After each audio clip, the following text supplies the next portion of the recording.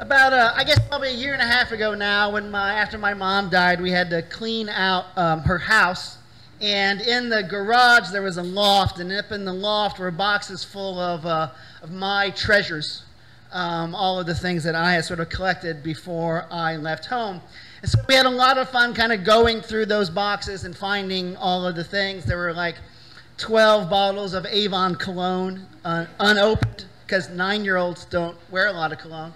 And we found like the pillow I made in home ec in 7th grade. It was a little understuffed, to be honest. It wasn't a very good pillow.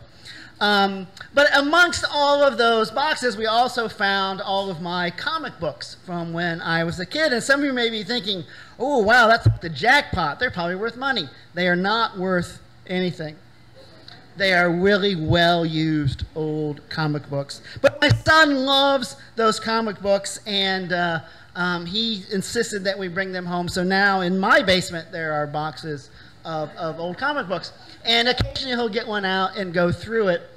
And the other day, he also had the idea of raising money by selling his comic books. And I reminded him that they were, in fact, my comic books.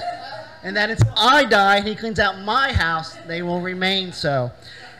Until I give them away or something. At any rate, I was going through a couple of them. My favorite was Sergeant Fury and Italian Commandos, in case you're wondering. But I'm going through the comic books, and really the best part about the comic books is the ads that are in the comic books, you know, from those days. And I remember I bought a couple of things out of the comic books, and the X-ray glasses don't work, just in case you were wondering.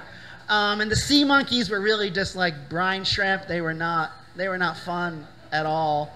But my favorite ad, and the one that I did not purchase, was, especially for the young men here with me today, who are of an age to have comic books. Do you remember like the little ad that had like the cartoon of like the 98-pound weakling laying on the beach with his girlfriend and the big bully coming up and kicking sand in his face, right? And then he gets the Jack LaLanne, you know, strengthening course. And like in the last panel of the cartoon, he comes back like all like Arnold Schwarzenegger like built after like 3 weeks of Jack LaLanne. And, you know, and beats up the bully, right? And I love that ad because when I was a kid and through high school, I was a 98-pound weakling. I was a little skinny, scrawny kid. I remember in 9th grade, I was on the football team, and so I started to go to the gym, Zupanzik's gym, it was called. It was run by a guy named, well, Zupanzik, but everybody called him Zoop for whatever reason. Anyway, so we went to the gym, and Zoop, on my first day, he took me to the different like weight stations. They were all free weights in those days. And he, you know, gave me the different weight things to do. And I remember we did the curling, right? That's that one. And he gave me the bar with a certain weight on it. And 40 years later, I can still curl that weight. That's I'm no longer a 98-pound weakling. I'm like a 198-pound weakling. So I haven't really transformed myself. But I love this idea of the possibility of transformation, about how our body is so wonderfully adaptable. And I think that this is one of the things that kind of Paul is getting at in his letters, and actually throughout Paul's lessons. Paul talks a lot about sort of the importance of the body, about the glory of the body, about how the body is a temple. It's this thing created by God in which we dwell.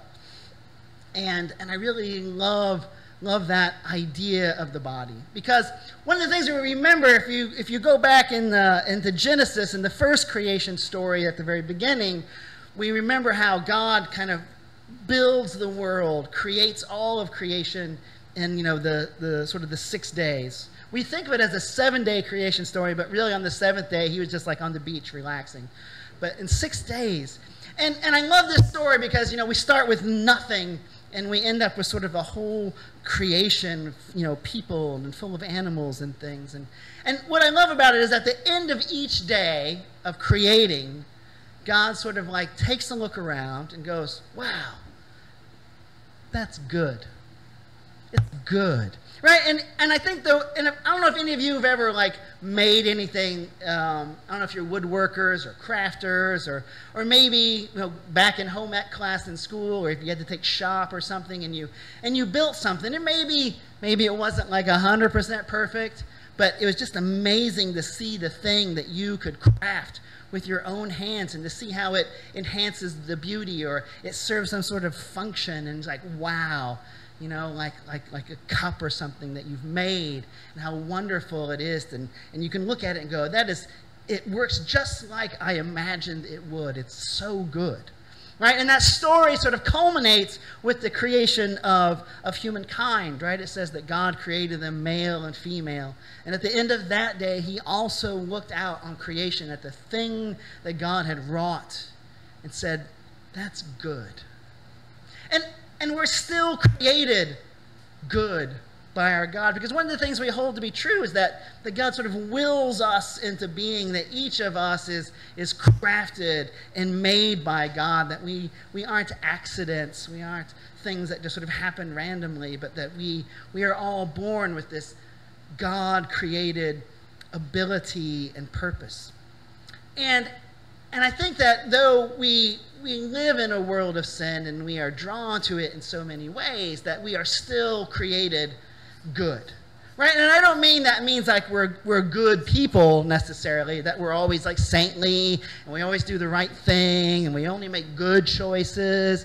And now maybe some of you are, but I'm not. I can assure you of that. There's right after COVID, we had to take our kids to school, to drop them off in the car. And there's something about the school drop-off line that really just brings out the evil in everybody, myself included. That's why I don't have an Episcopal Church sticker or bumper sticker or license plate frame on my car anymore, because you don't want that. Anyway, right, so all of us are imperfect, but I think one of the things that's really wonderful that comes from that creation story, and that we are reassured of throughout the scriptures, is that we retain that goodness, not the goodness that we're like perfect saintly people, but that we are made fit to purpose, right? That we are created in such a way that we are capable of doing the things that God is wanting us to do.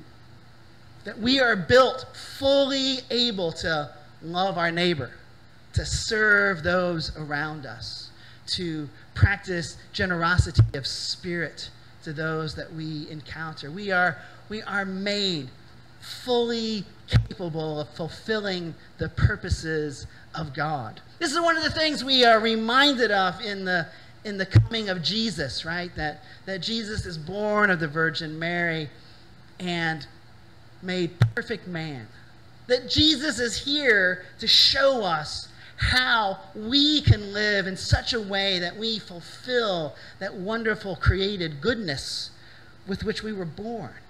Right? That if we do the things that Jesus did in his life, then we can become closer to the person, that beautiful object of goodness that God created in our birth. Right? And I've said this before, and I'm going to say it a lot more in the next 7 years and 10 months till I retire, but there's like core disciplines of faith. Right? There's worship, and there's prayer, and there's service to others, and there's learning the scriptural story so that we can better recognize God in action around us. And there's generosity, especially generosity of spirit, so that we can love one another the way that God would wish us to. And of course, there's the practice of Sabbath, which allows us to reconnect to the energy of creation, the source of light and life that is within us all. So when we worship and pray, and when we serve and we study and we practice generosity and Sabbath, we do the things that Jesus did.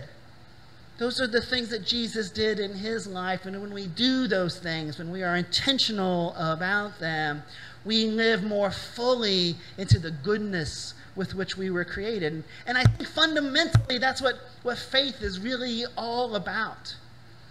That faith isn't about like following the rules exactly, and it's not about what happens to you when you die. It's about how we live this life right here, right now.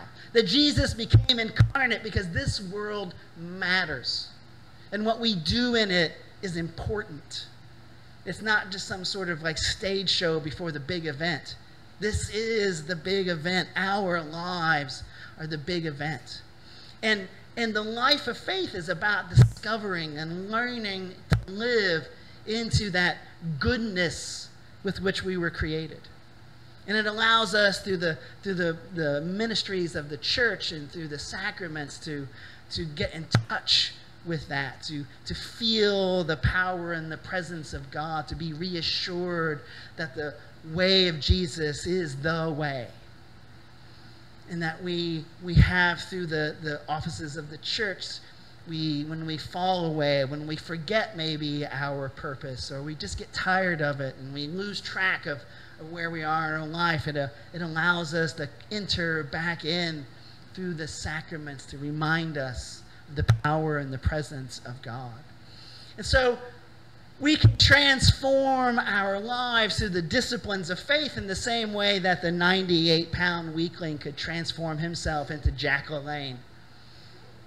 Right? That we can be the people, we can transform and become what God would wish us to be. People who are vessels of goodness and grace and love in this world. And that when we do that, we become partners with God in creating that world, right? That creation continues to unfold. It didn't finish on the sixth day, but it continues to unfold in our lives. And we are invited through the practice of faith to become workers with God in creating that good world, that good society. And we have come so far, but there's so far yet to go. And so all of us have been given through our creation something important, some purpose, some meaning in our lives. And through the practice of faith, we can discover that and put it to use. And then all of us have different roles. We're not all the same cup. We're not all the same fork. We're not all the same whatever. We all have different meanings and purpose and uses and different gifts and abilities. And when we bring them all together, we have all of the things that God knows we need to create a congregation of faith, to create a society that is rooted in good and love and respect.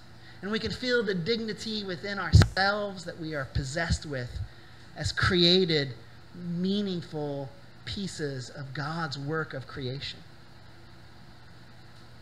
And so we can, through the practice of faith, by taking up with intent those disciplines of worship and prayer and service and study and generosity and Sabbath, we can live fully into our created purpose and work with God to create something like the heaven on earth with which God has always intended our world to exist in.